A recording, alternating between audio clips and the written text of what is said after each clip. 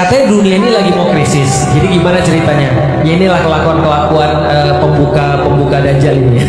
Jadi Bapak Ibu sekalian, persis kata Rasulullah, menjelang hari kiamat itu makin banyak orang nggak tahu malu, kata Rasulullah. Jadi mereka orang yang nggak tahu malu tuh gini.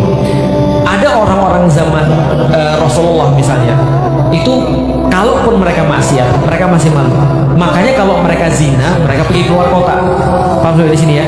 Karena kalau zaman dulu, kalau Bapak Ibu belajar sejarah, di zaman Rasul zina sudah ada. Dan zina itu tempatnya tahu kita di mana? Di luar kota Madinah. Di luar kota Mekah. Itu ada namanya daerah-daerah tempat orang zina. Kenapa? Karena mereka tidak mau melakukan zina di depan mata orang. Jelas sampai di sini? Berarti mereka sembunyi-sembunyi atau terang-terangan ketika melakukan zina. Zaman sekarang orang-orang terang-terangan atau sembunyi-sembunyi. Sekarang ada orang berzina diwawancara, Pak. Malah bikin pengajian dia. Malah bikin kajian kan. Terus dia bilang ini, memang gua zina, setidaknya gua mengakui daripada kalian munafik. Gua tahu banyak orang-orang kerudungan berzina juga, tapi dia masih diem. Paham sampai di sini? Jadi sudahlah salah, nggak malu. Ini orang zaman sekarang. Jadi orang zaman sekarang ciri-cirinya nggak tahu malu. Makanya kata Rasulullah, menjelang hari kiamat rasa malu itu jarang. Rasa malu itu hilang. Paham maksudnya rasa malu hilang? Orang nggak merasa masalah ketika dia mengakui kejahatannya dia. Memang aku maling karena barang ini enak. Kalau kalian nanti ada di posisiku, bisa jadi kalian lebih maling daripada aku. Paham sampai di sini? Orang nepotisme, orang korupsi itu sudah tidak malu zaman sekarang. Termasuk nih pembuka dajjal ini, Amerika, Trump. Ini barusan Amerika nyerang Venezuela, ngambil presidennya, lalu kemudian presidennya dibawa ke Amerika, dihukum berdasarkan hukum Amerika. Dan jelas-jelas mereka mau minyaknya Venezuela. Inilah pentingnya Bapak Ibu sekalian. Bapak Ibu sekalian itu bukan ngaji itu bukan cuma ayat-ayat Al-Quran. Allah minta kita, Rasul minta kita untuk ngerti kondisi global. Makanya di dalam Al-Quran, ketika ribut orang-orang Persia sama Romawi, sementara kaum muslimin masih disiksa. Bayangin ya, kita masih disiksa, kaum muslimin masih disiksa, Romawi sama Persia perang. Para sahabat nanya tentang konstelasi politik dunia. Maka Allah turunkan ayat gulibatir rum fi atmal ard. Dikalahkan orang-orang Romawi di tempat paling rendah. Wahum mim ba'di ghalabihim sayaglibun fi bid'i sinin.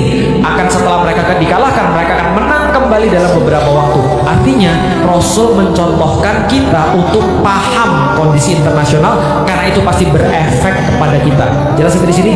Amerika itu neraca dagangnya minus di mana-mana, utangnya di mana-mana banyak. Di sisi lain, dia punya saingan yang sekarang sudah mulai muncul dan makin hebat, Rusia sama Cina. Maka minyak Venezuela, berdasarkan kata Trump sendiri, Trump bilang, kalau aku nggak maling itu minyak, orang lain bakal maling. Saya paham sampai di sini? Ingat gak itu kata-kata siapa? Zionis banget. Zionis banget. Zionis ada yang kerekam video ketika ngambilin rumah orang-orang muslim yang ada di Palestina. Dia direkam. Jacob, kamu dari mana? Ngambil rumah siapa? Dia bilang, aku dari Amerika. Sekarang aku warga sini. Dari Hong Kong lu warga sini? Ya, sekarang aku warga sini. Kamu ngambil rumah orang mana? Ini kan rumah kami. Iya, aku ngambil rumah kamu. Karena kalau nggak ngambil rumah ini, orang lain akan ngambil rumah ini. Jangan sampai di sini. Jadi mental maling sudah nggak malu. Permasalahannya adalah, apakah Amerika berhenti pada Venezuela? Pertama, mereka neraca dagangnya minus di mana-mana, utang mereka banyak di mana-mana, dan mereka menghadapi saingan yang kalau saingan-saingan ini muncul, mereka bakal habis. Maka mereka bilang, bukan hanya Venezuela, Greenland, Colombia, dan semua wilayah-wilayah yang lain bisa kami serang untuk kami dapatkan sumber daya alam. Jelas sampai di sini? Maka orang-orang bilang, kacau nih. Andaikan Venezuela sudah dihabisi, misalnya Greenland sekarang mau diambil, Eropa masa gak bergerak? Kalau Eropa bergerak, Jerman ke sana, kemudian Inggris ke sana dan segala macam ke sana, nggak mau lagi terus kemudian taat pada Amerika, karena Eropa mikir dong, kalau Amerika ngambil semua ini gede banget dia bisa bikin pangkalan militer di sana, nggak aman dong kita. Eropa pasti nyerang. Kalau Eropa nyerang, Rusia nyerang. Kalau Rusia nyerang, Cina ikut. Kalau Cina ikut, Korea Utara ikut. Bisa dipahami ya. Maka orang bilang ini krisis. Kenapa? Karena nggak ada yang pasti. Kalau terjadi perang sebesar itu, sekarang aja belum perang sebesar itu, ini udah hancur di mana-mana ini ceritanya. Karena orang sekarang nggak mau pegang uang lagi. Kenapa? Karena serba nggak pasti. Bisnis nggak ada yang pasti. Besok dolar nggak ada yang tahu masih ada atau enggak. Bisa dipahami sampai di sini. Oke, krisis.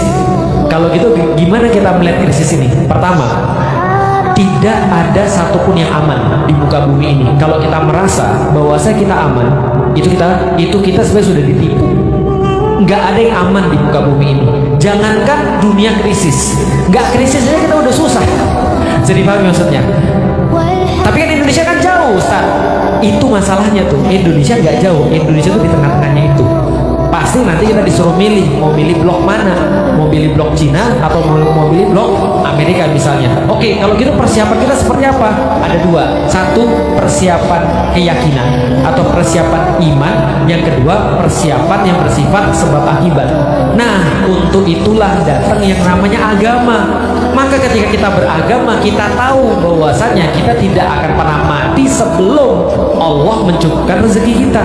Bisa difahami sampai di titik ini. Itu gunanya agama. Itu gunanya kita mempelajari tentang sirah, kita mempelajari tentang masa depan hari kiamat kayak apa. Itu gunanya kita mempelajari syariat. Itu gunanya kita mempelajari qanaah. Itu kita mempelajari qada wal qadar. Itu gunanya kita mempelajari segala macam. Kenapa? Karena di dalam Islam kita dikasih tahu bahwasanya yang di luar gak berefek kalau yang di dalam udah beres.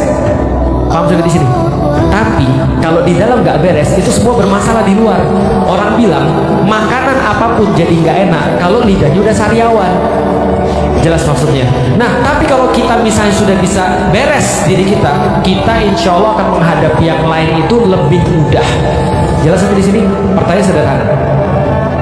Apakah krisis yang mungkin terjadi besok itu adalah krisis yang paling parah? Enggak.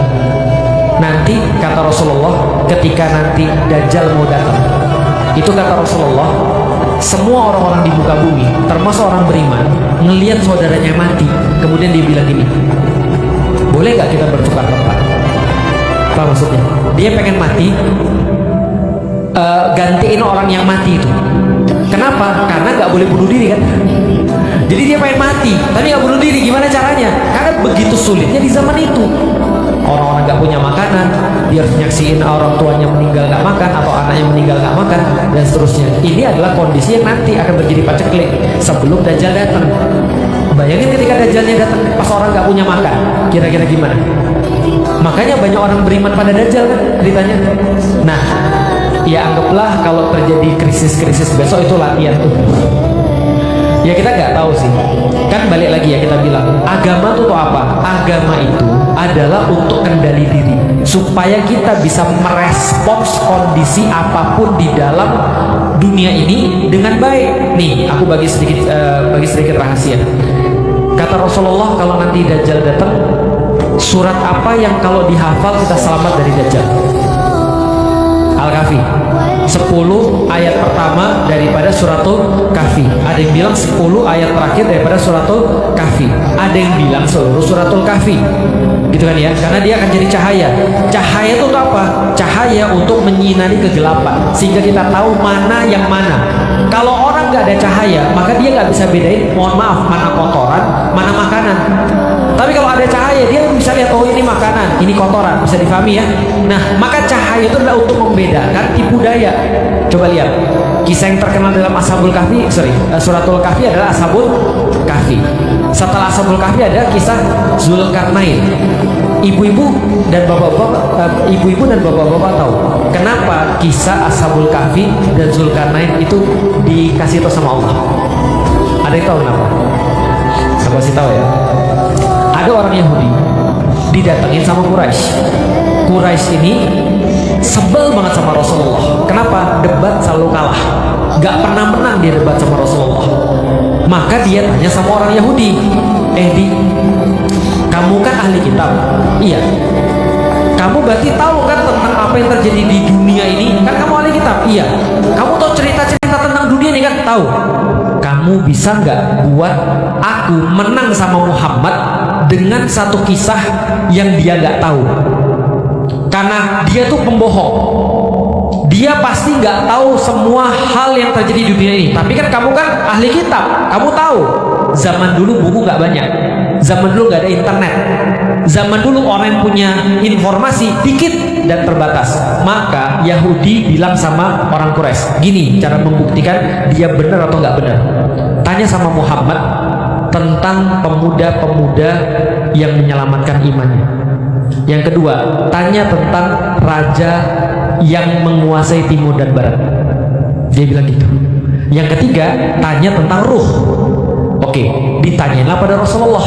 Itu yang mengakibatkan keluarnya ayat tentang Ashabul Kahfi dan Zulkarnain. Dua cerita ini sama-sama pengen menyelamatkan iman di masa krisis. Satu, Ashabul Kahfi, krisisnya gara-gara kerajaan Romawi yang mau bunuhin setiap orang-orang yang beriman pada Allah di zamannya Nasrani pada saat itu, zamannya Isa Al-Masih. Sementara Zulkarnain menyelamatkan satu kaum daripada gangguan Ya'juj dan Ma'juj. Bisa dipahami sampai di sini? Aku mau nanya, pemuda-pemuda Kahfi ini orang yang kuat atau orang yang lemah? Kalau kuat mereka berantem dong. Tapi mereka lari atau berantem? Mereka lari. Berarti kuat atau lemah? Lemah. Mereka lari dari kaumnya karena nggak bisa ngelawan. Kalau mereka jenderal, ngelawan lah. Iya kan ya? Tapi mereka bukan jenderal. Mereka cuma anak-anak biasa, pemuda yang beriman pada Allah, nggak bisa ngelawan. Maka mereka lari. Karena mereka nggak punya apa-apa, mereka nggak disuruh ngelawan sama Allah. Disuruhnya apa? Tidur. Jelas ya? Pas bangun mau makan ngumpulin duit. Miskin atau kaya? Miskin, lemah, bukan siapa-siapa. Wah, maksudnya ini Ashabul Kahfi. Lihat ya. Satu lagi siapa? Satu lagi Zulkarnain. Tahu siapa Zulkarnain? Dia pemilik timur dan barat.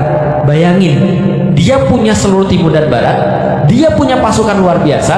Kata Rasulullah, cuma 4 raja yang diakui di dunia: Nebukadnezar, Namrud, Sulaiman, sama Zulkarnain. Bayangin, kekuasaan Zulkarnain sama kekuasaan Sulaiman sama.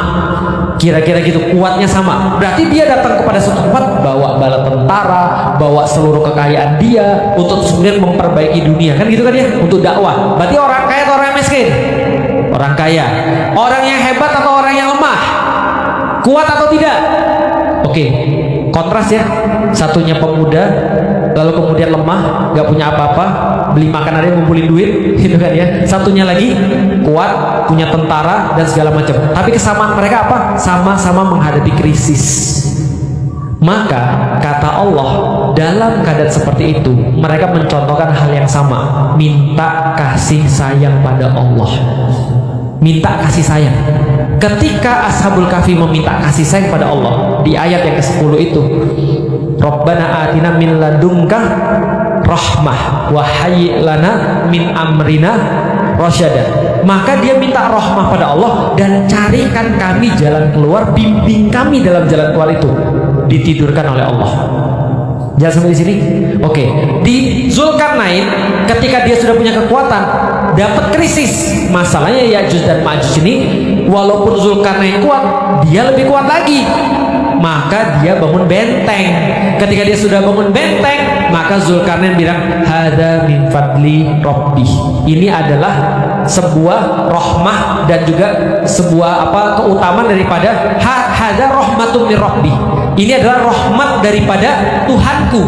Baik, lihat, mintanya rahmat, sebab akibat bikin benteng, bersyukur atas rahmah. Artinya banyak-banyak minta kasih sayang kepada Allah. Nanti kalau kita sudah banyak-banyak minta kasih sayang pada Allah, yang kedua sebab akibatnya kita udah kuasai. Mulai dari sekarang harus hemat, kemudian coba cari duit dengan cara yang lain, coba pikirin kalau andaikan besok krisis aku bisa hidup dari mana dan segala macamnya. Coba baik-baik belajar Islam supaya kita lebih tahan dalam kasus-kasus krisis dan segala macam. Tapi dengan rahmat Allah, insya Allah Allah sayang dengan umat ini. Dan kalau Allah sudah sayang sama umat ini, entah kita ditidurkan, entah kita disuruh buat tembok atau semacamnya, tapi yang jelas rahmah Allah akan melindungi orang-orang muslim. Karena ingat baik-baik, Allah sudah kasih kita skenario. Kita nggak selesai di sini. Kita nggak selesai di sini. Allah nggak bilang nanti kalau Trump perang gitu kan ya, atau Amerika perang kalian akan mati semua. Enggak. Tapi apa kata Allah? Semua keadaan kerusuhan, huru-hara, gempa yang banyak dan segala macam hanya episode awal sebelum kalian diuji dengan Dajjal. Kan gitu? Setelah Dajjal ada, muncul Isa. Setelah Isa ada, muncul Ya'juj Ma'juj. Setelah Ya'juj Ma'juj ada, baru terus kemudian masa ketenangan. Setelah itu baru terus kemudian mati semua muslim. Ya kan? Kata Rasul kan gitu kan ya. Kenapa semua muslim mati? Diambil Allah. Maka pada saat itu tidak ada lagi yang tawaf di Ka'bah. Ketika tidak ada lagi yang tawaf di Ka'bah, baru selesai. Berarti dunia ini gak akan selesai dengan Amerika perang. Jelas sampai di sini. Tapi mintalah rahmat pada Allah supaya kita dikasih kesempatan untuk bisa survive. Dan tidak hanya survive, ingat loh, benar itu ada huru-hara tadi. Amerika bikin ini dan itu dan segala macam dan mengancam dunia, keadaan krisis ekonomi dan seterusnya, terutama menjelang 2030. Tapi kita kan juga dijanjikan bahwasanya Baitul Maqdis akan kembali, ya enggak? Kita kan juga dijanjikan bahwasanya umat muslim akan bersatu kembali. Nah itu aja difokus itu, minta baik-baik rahmat pada Allah. Mudah-mudahan kita dikasih yang baik-baik dan dijauhkan daripada yang buruk-buruk. Dan kabar baiknya Indonesia sudah terlatih, insya Allah ya, alhamdulillah.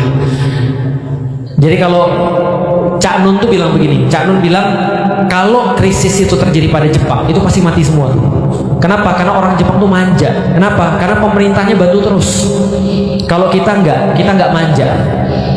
Karena pemerintah malah nyusahin itu kayak gitu. Jadi kayak kalau krisis Indonesia udah biasa. Kalau Anda krisis, nih ya, kalau Indonesia krisis, aku yakin pejabat-pejabat mati duluan, bukan Anda, serius. Karena Anda sekuat itu, insya Allah. Paham ya? Lihat yang terjadi di Sumatera. Lihat yang terjadi di Sumatera tuh. Yang bantuin siapa tuh? Bentar lagi dikirim kepala babi ke rumahku. Paham gak sih maksudnya? Indonesia itu insya Allah kuat, mudah-mudahan. Jadi Indonesia itu insya Allah akan memainkan peranan penting insya Allah dalam bebasnya Baitul Maqdis. Silahkan kalau ada yang lain.